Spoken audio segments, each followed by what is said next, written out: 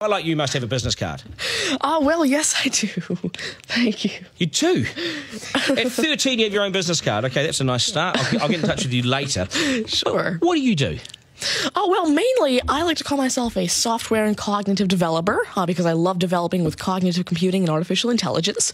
I am an algorithmist. I love working with, designing, and implementing algorithms. I'm a keynote and TEDx speaker. I'm an author. I've written a book, and I'm working on another one about IBM Watson. And, of course, I'm also an IBM champion for cloud and honorary IBM cloud advisor.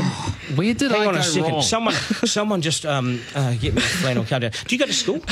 Well, I'm currently homeschooled in grade 8, going to grade 9 now. Wow. Okay, so you're bright. Artificial intelligence, it's taking over the world. Is that fair to say? Well, you see, that's actually one thing that I believe a lot of people have, this sort of misconception that artificial intelligence is this technology that was made to replace humans at really everything we do, whether it be, our jobs or whatever we do at home every day. But really what I believe is that artificial intelligence was developed and is continuing to be developed for the sole purpose of really augmenting our life and amplifying our skills or capabilities and what we can do every day. But what about when the computers actually learn that they're better than us?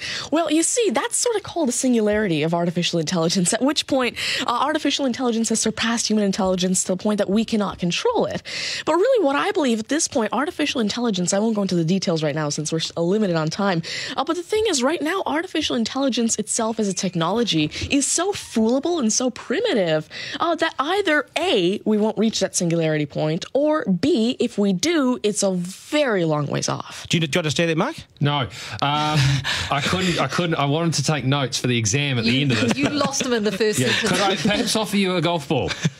There you go. Thank you very much. You do this YouTube channel, which you teach people. What is that all about, and who is your target audience? Yeah, sure. Now, I actually have a YouTube channel called Tanmay Teaches that I've been running for around 6 years now, and it has over 144 videos and now 22,000 subscribers. And so on it, I love to teach about computing, really programming, these algorithms that I develop, machine learning especially, math, science, and especially technologies like IBM Watson. Because, of course, I like to share my knowledge because I realize that there's this lack of resources for people to learn about technologies like AI, which is why I absolutely love sharing my knowledge through, of course, these YouTube videos, the books that I'm authoring, the keynotes that I have, and really Watson comes in here in such a great way because Watson allows me... What's Watson? Sure. Mark thinks he's a golfer, but what is Watson? Now, IBM Watson is essentially a cognitive system that allows developers to incorporate cognitive and machine learning into their applications without having to code in the actual intelligence. And what this means is that, of course, right now, really one of the main reasons developers aren't incorporating more machine learning into their apps is because it's so hard to do. It's really difficult to incorporate intelligence because... Has the I'm going to take this somewhere else, this interview. Has the Homeschooling Association of the World got hold of you as the front person? Well, there is actually a Homeschooling Legal Defense Association, I believe, HSLDA in Canada, and I actually had a keynote for them last year in Niagara Falls. You're the poster boy for homeschooling, aren't you? Well, I did have a keynote for them, and I talked a lot about the advantages of homeschooling and why it's great for kids who want to go into different and really targeted subjects. Okay, I want to get right down to business now. When did you realise you were bright and smart, and smarter than most? Well, I originally started coding when I was 5 with simple languages like FoxPro and Batch. But eventually, at 9 years old, I had my very first iOS app accepted into the Apple App Store called T-Tables. But did your mum and dad do something to you between 0 and 5 that plug you into the wall? What did they do to you? At 5, you were Are you smarter than your mum and dad, by the way? Already? Well, I have... my dad used to work as a computer programmer, but he used to work with, simple, regular programming languages like FoxPro, Batch, a little bit of C, etc. But you see, now I'm really interested in artificial intelligence and how it can actually be implemented on all these different platforms. You'd be a nightmare to teach. You'd be an absolute nightmare to teach, wouldn't you? Because you'll be smarter than the lecturers. You would I never even want to get in an argument with you, ever.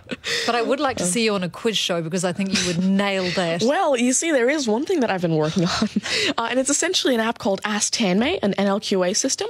And so essentially, it's a system system that can take your natural language questions and answer them for you using Watson and artificial intelligence. And actually, the original reason why I made Ask Tanmay, there's an Indian version of the Who Wants to Be a Millionaire show called KBC, which I originally wanted Ask Tanmay to play. So that actually ties in quite a bit with what I wanted to do. It's nice to see you. Do you get because you're homeschooling? You wouldn't go to school dances and things like that, would you? School socials and things. Do you go? Well, I actually used to be regularly schooled until grade 6. Right. Then I became homeschooled, and so of course I still do have my This is friends still from a school. victory for public schools. Take that golf ball Yep. and bring it back to me when you've actually worked out a way in which it'll always go straight. Because I think you could do it. Technically, using a genetic algorithm or something. I knew there'd be an answer. Hey, it's brilliant to meet you. You're a complete inspiration. Thank you. And I hope my son was watching, a 7-year-old son. Message to Buster Garner, you got work to do, mate.